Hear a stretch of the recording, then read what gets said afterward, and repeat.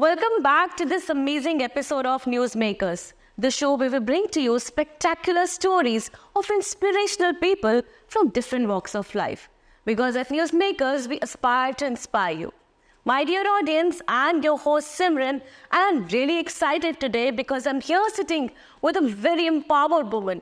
She's been on many platforms, done a lot of work, and for past 20 years, she is working diligently in the field of fintech.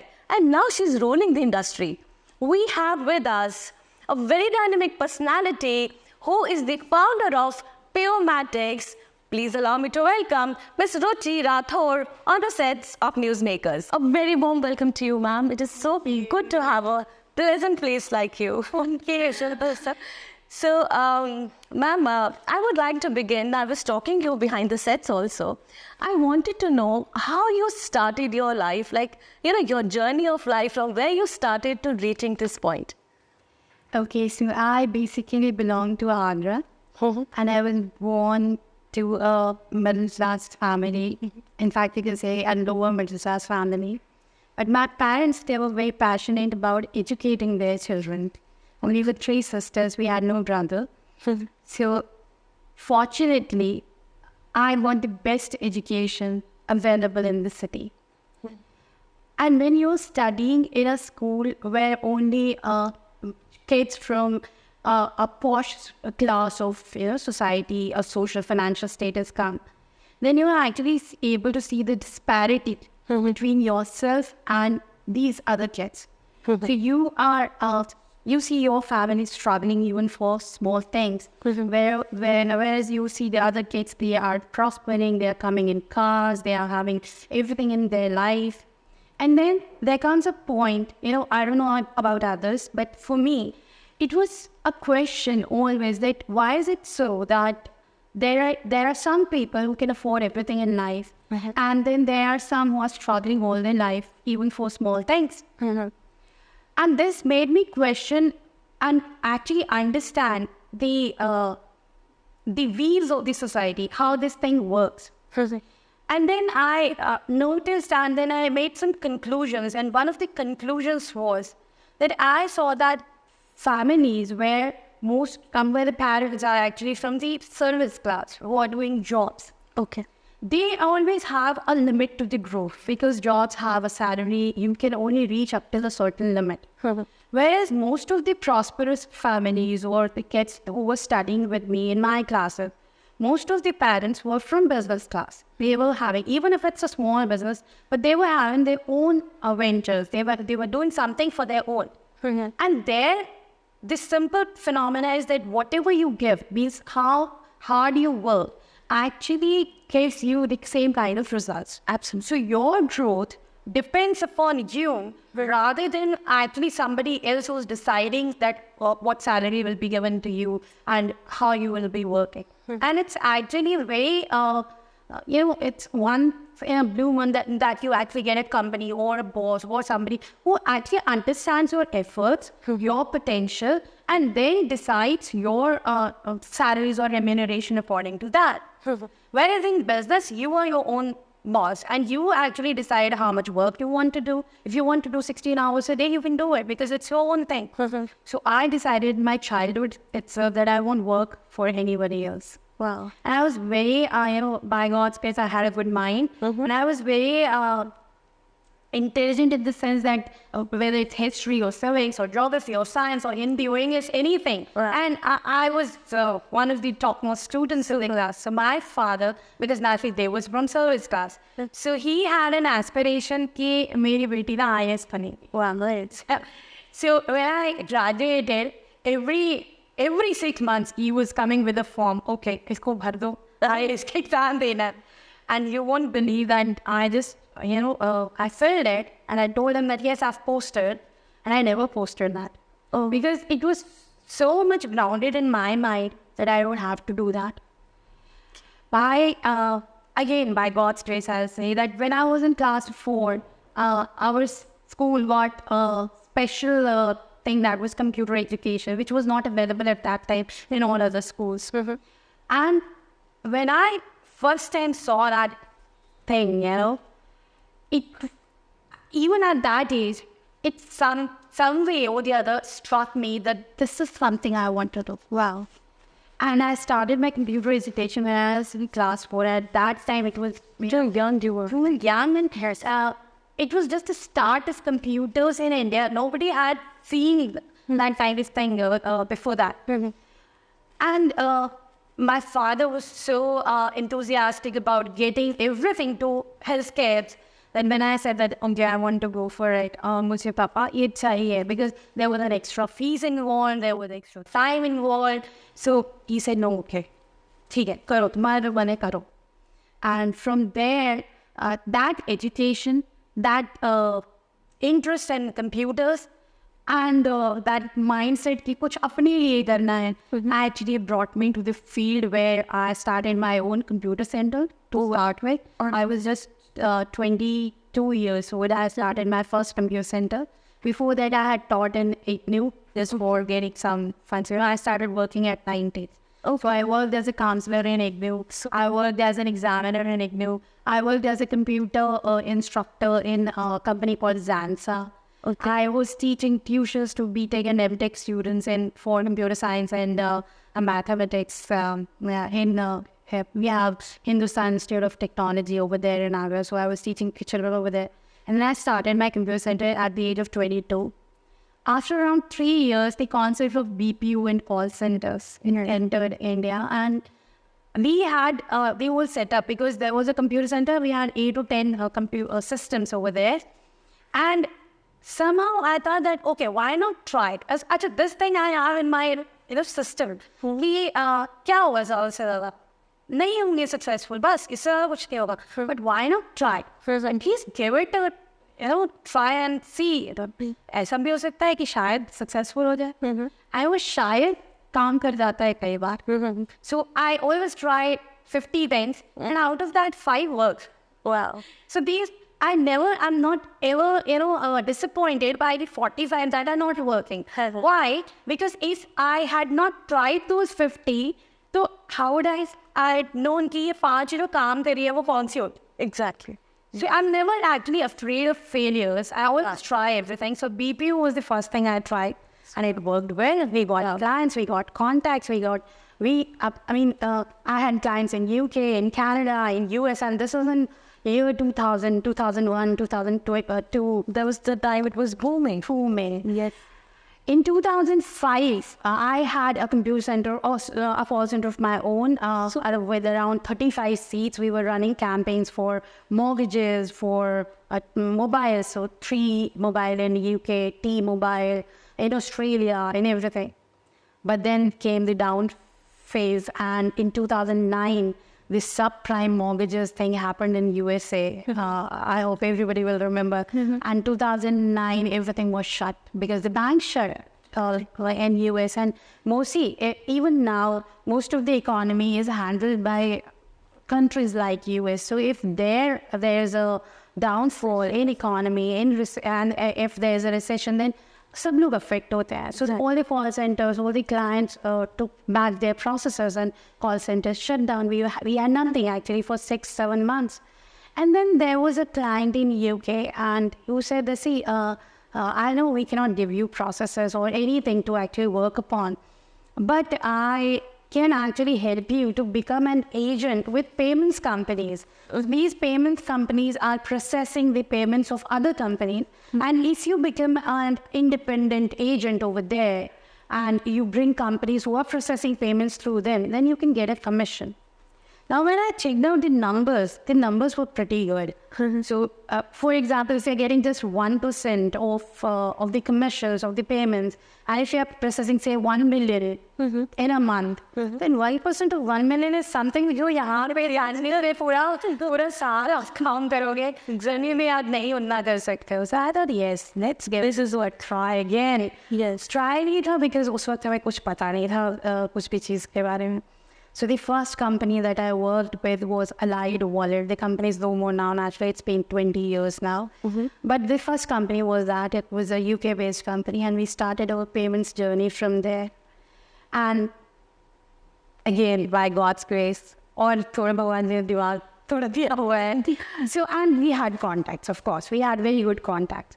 तो वो contacts के लिए और social circle के basis पे, and then the way you have maintained your relationships with your clients, with your partners, with your providers.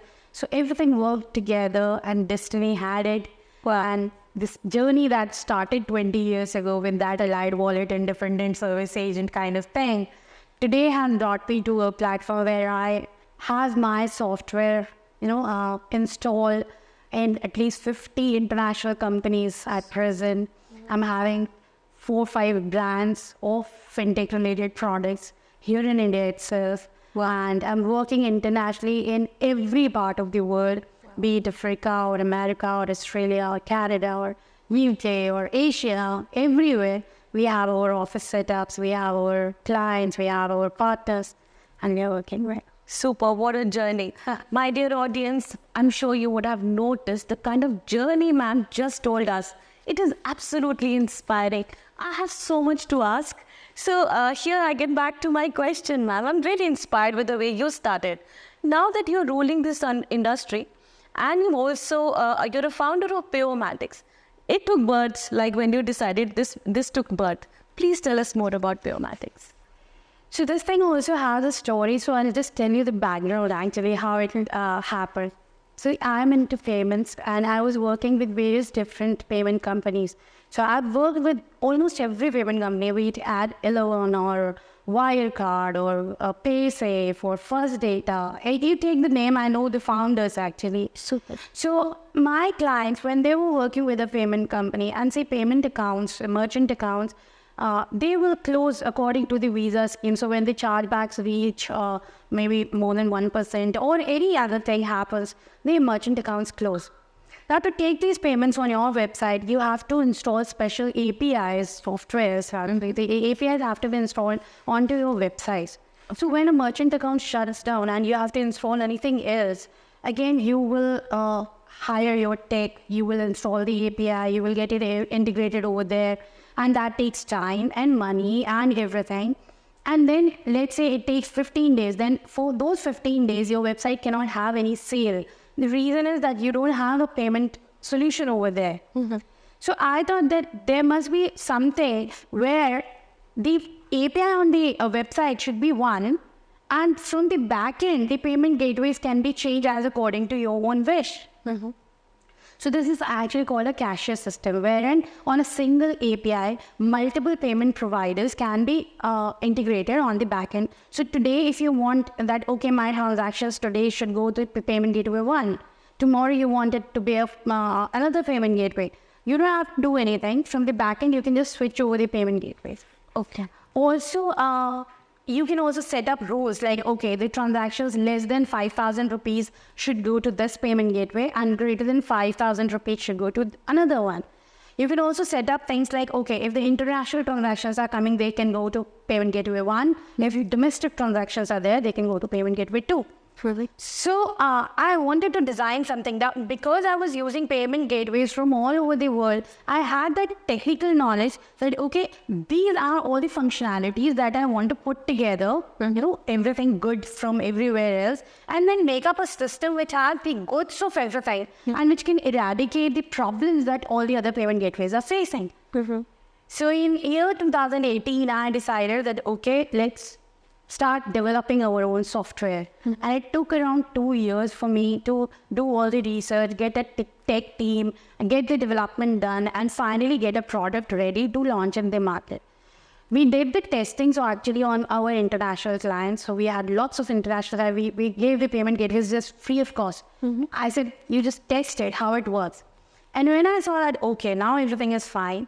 And then came COVID in 2020. Then. And that was actually the boom of online payment systems in India. Exactly. And then on we started Exactly. really using it. Right? Everybody actually came to know about online payments at that time. Yes. Right? Exactly. So that was the best time to actually get this product in the Indian market. Mm-hmm. So I registered Payomatix at that time, and then we launched this. But the product was ready. Mm-hmm. We launched the product, and I'm so happy and I'm so grateful to God that within 2 years we got the kind of success people even think, getting in 10 years or 20 years. Today, everybody knows us. We have more than 500 clients using our system. We have lots of clients who are actually connected on their website to our system. And this is how it works. Wow, so I see your journey coming from where to here, and now your company, and what in the entire journey that I see is that your belief system. You really always say that, because God was great, He was with you, and that's the kind of belief that we all have to build. This is what we are trying to understand from ma'am, that how she grew and came to this level. I am absolutely inspired with your journey, ma'am. Now, as an empowered woman, and then your journey, like we've been talking about, we know about Payomatrix also. I really want you to give that one advice to all those aspiring entrepreneurs who are watching you right now, coming from this lady. So if it's just one advice, then I'll just tell you, don't be afraid of failures. The fear of failure is the most important thing that will actually not allow you to do what you want in life. Because आप हमेशा सोचते रहोगे कि ऐसा नहीं हुआ तो क्या हुआ. Correct. So just trust yourself, trust your beliefs, trust your instincts, and do anything you want. Try it out, and don't be afraid of failures. Wow, so very well said. Do not be afraid of failures. Do as your heart says, like you've been doing. At the age of, at the class of 4, you decided that you want to be an entrepreneur. So wonderful. So good to see a person like you. I started with saying that you are an empowered woman. I really feel so empowered sitting next to you. And I'm sure my audience must be feeling that same. Thank you for coming here and bestowing our platform with your beautiful experiences and advice. Thank you so much, Ruchi ma'am, for being here. It was great.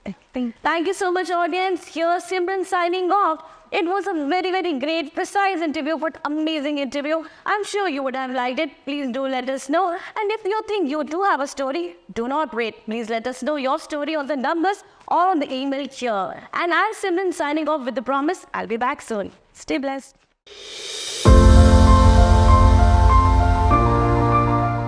Hello and welcome to this yet another remarkable episode of Newsmakers, the show where we bring to you successful stories of inspirational people from different walks of life. Because at Newsmakers, we aspire to inspire you. My dear audience, I'm your host Simran Nagpal, and I'm here again with another dynamic leader. He is a young entrepreneur and he is the MD, co-founder of Krivi Energy Private Limited. Please allow me to welcome Mr.Raj Bhalala on the sets of Newsmakers. A very warm welcome to you, Mr. Raj. How are you doing today? I'm good, Simranji. Thank you very much. Thanks for being here on the show. Mr. Bhalala, we know that you are doing remarkably well in your industry and you're on the verge to become a leader as well. But nothing comes that easy in life. So there's $1 million question. We would like to know your journey from how you started and reached till this point. Sure. I was born in 1988 in Mumbai, and I did my schooling from Mumbai. Post that, for 11th and 12th, I went to Coimbatore, did IB, because when I did IB, there were only 3 schools in India having the IB course. Now there are plenty of schools available to have IB curriculum. And post that, I went to US. I did my bachelor's in mechanical engineering from Rochester Institute of Technology. That's in New York State, city Rochester. And I was also, after that, pursuing my master's in engineering management in same university. But unfortunately in 2010, my father passed away in a car accident. So I had to come back to India to manage his business. And I did manage his business for a couple of years. We had sleeping partners in that business. They had different point of view. They had the feeling that either they should run the entire company or I should run the entire company. So I gave all my shares to them and I moved out from that company. And I started Krivi. Okay. So that's how in 2013 Krivi was formed. 2010 when my father passed away, and till 2012 we made sure that all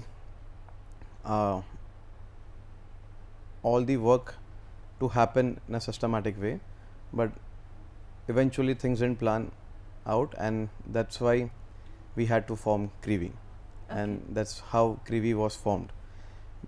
We started Krivi with solar business.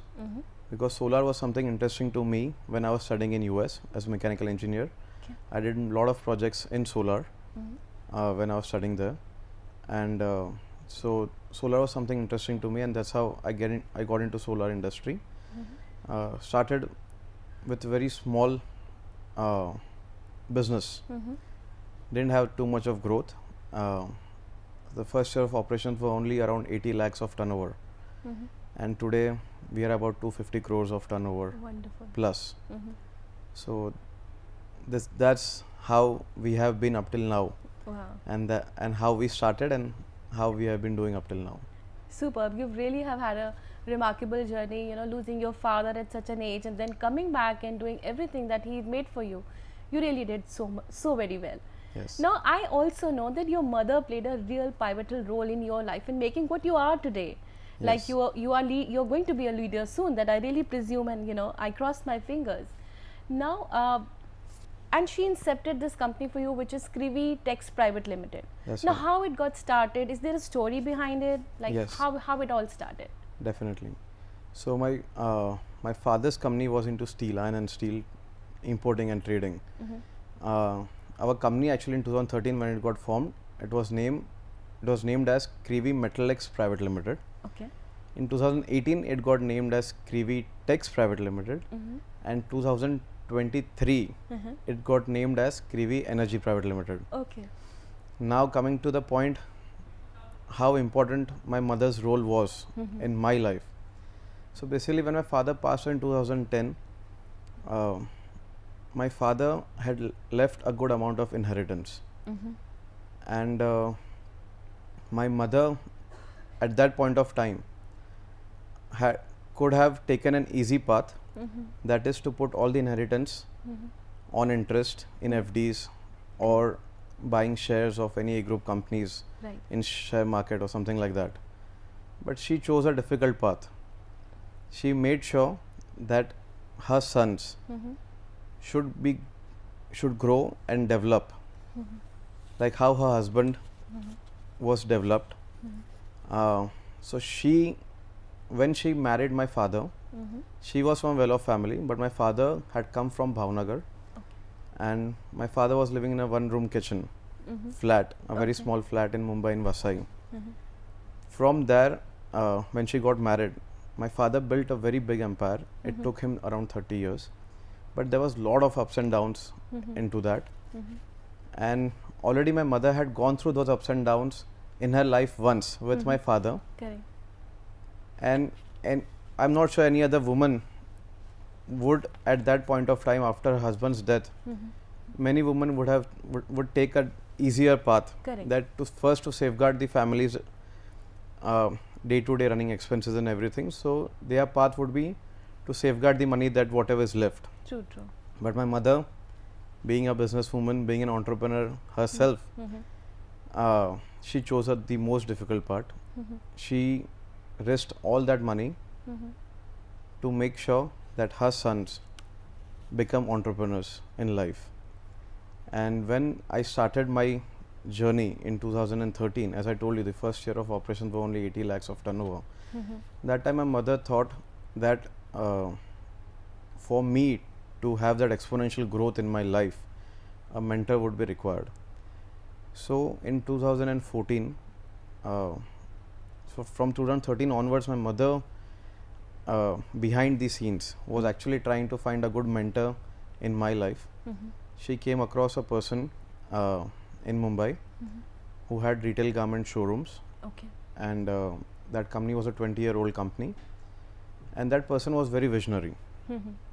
And so she thought that that person can play a very good role in my life as a mentor. So my mother took over 50% of that company Okay. in 2014, and 2017 is where that person wanted to diversify into fabrics also. He was into retail garment showrooms, Okay. but he wanted to get into fabric business.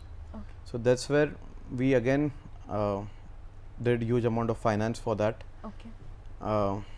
And then in 2020 things didn't work out as they were planned, and so we split up. that person who acted as a very good mentor in my life. Okay. And we split up, and even today we have very good terms with that person. So my mother, if she didn't have found that mentor, that person, I wouldn't have the risk taking abilities that I have today. Okay. I wouldn't have too many other things, too many other abilities that I have today in my business, that how I do my business. So yes, my mother, not only she risked entire money, she even got a very good mentor in my life, and so she did all the things that a entrepreneur can do. So yeah, that's how my mother played a very, very, very important role in my Wonderful life. to know that. So my dear audience, in all my episodes, I do make it a point to absolutely, insist upon the things which is like, our parents do play a very, very big role in our lives to making what we are today. And similarly, today, Mr. Bhalala's mom played a super, super great role, as always all moms are doing, like how she worked for, making him today. She found a mentor for him, although you aren't working with him anymore, but still you, of course, give him that kind of respect that what he also helped you in making what you are. So this is one of the good points that we are getting to get inspired from his journey. Now, since you're into this industry of solar power and everything, there is what is your company's approach to sustainability and environmental friendly project? Now, when you talk about sustainability and environmental friendly, the entire world is having a common aim and goal, that is of net zero. Now, what is net zero? Net zero is basically zero emissions, and to replace our current fossil fuel consumptions to a different fuel which has again zero emissions. So the industry is trying to replace the petrol and diesel with hydrogen. Now, when can we achieve net zero? Is when this hydrogen is manufactured with help of solar energy and wind energy. So the hydrogen that is manufactured with help of green energy is called as green hydrogen. And when the entire world or our country is able to achieve that, is able to manufacture green hydrogen in bulk quantity, where at a point that can replace the entire petrol, diesels and everything, that is where the sustainability and environmental friendly concept will kick in. Okay. But we all are working towards that. So since the green hydrogen has to be made through wind and solar energy, so we are playing a very big role in solar sector. And eventually, once this 2 gigawatt factory, fully integrated factory that we plan to do, which is going to take 8 to 10 years. So post that, we will look into green hydrogen as well. Okay. The green hydrogen right now is at a very premature stage in India. Cost wise, it's not feasible as of now. Technology developments and advancements are happening at a very rapid scale, which we foresee that in 8 to 10 years, green hydrogen will be something that our company would be interested to get into. Wow. Yeah. Now that I know that you are a visionary, such amazing projects you're coming up with a factory which is going to be fully integrated, 2 gigawatt factory that you're incepting. There is so much that you are, thinking of and have great visions. And this green hydrogen, this is something which is not very easily heard about. Like you just now told me, and I'm sure a lot of other audience who are listening to it, they know that by like say about 8 years to 9 years from now, they would also have this as a Yes. green hydrogen, which is going to be an absolutely environmental friendly project. Yes. Right? Mr. Bhalala, I know that you are an amazing business person and you must be traveling all across the world. But I would like to know, how do you manage this work-life balance? Work-life balance. That's a very tricky question that you asked me in the end. Your smile says it all. Yeah. So, like how I'm blessed with a very good mother, same way I'm blessed with a very good wife. Super. So all the ladies in my life, even my daughter that has come 3 years back. Wow. So all the ladies in my life, I've played are playing a really good role. Wow. My wife has been a thorough support pillar as well. She has held up her end at home, raising kids and being there for kids all the time. Our kids have been having excellent and a very good upbringing just because of her. All the right values of our families are being implemented, and usually we see that many times kids are being left to the domestic help and whose where women are working, and that is not anything bad, but I liked my kids to be raised by my family, and that's how it's been happening. And my wife has held her part really well at that point. My wife is an interior designer too, Wow. and her family, and she also comes from a well-off family. So, but she kept family above her personal priorities, Super. which I do respect, and I do have that consideration, Wonderful. which I would just, through this medium, I would like to tell her that one day everything will pay off, and Wow. just held up your patience that you're having right now. Yeah, and so work-life balance is I'm not able to give that much of time because I'm too much ambitious. After one level, I need to go to another level, and need to go to another level, and need to go to another level, and that is taking a toll on my work-life balance. So this question is where I would end here. Yeah. But how much ever time I get with my kids, I do give them, and I hope that slowly after this project of mine, which will take 8 to 10 years, but slowly I'm able to give more time to my family. Indeed, sir. I love the honesty that you said that, that there is a time that you're not able to give to your family, like the amount of time which you give, but then the kind of acknowledgement that you gave to the all women in your life, Yes. it's commendable. Now, that is why we say, for after every man's success, there is a woman, and Yes. then you have a league of women. That comes from your mom, your wife, and then your little one also. Yes. We wish you all the very luck in life, because a person who has acknowledgements for such simple things also, of course they have their ways. Up till there you are going to be on the success ladder like you already are. And we wish you all the luck for that. Thank you. Now, coming up from such a young entrepreneur, you talked about your business, you talked about your family and so much, and your visions. Now we would like to have one such advice for all the young entrepreneurs who are watching you right now. Like, what is that advice that you would want to give them so that they become like you? Okay. So I'm just 34 years old. Started my journey when I was 21 years old. Have gone through a lot of ups and downs, but I have never ever I thought of not getting up after falling down. So always get up once you are down.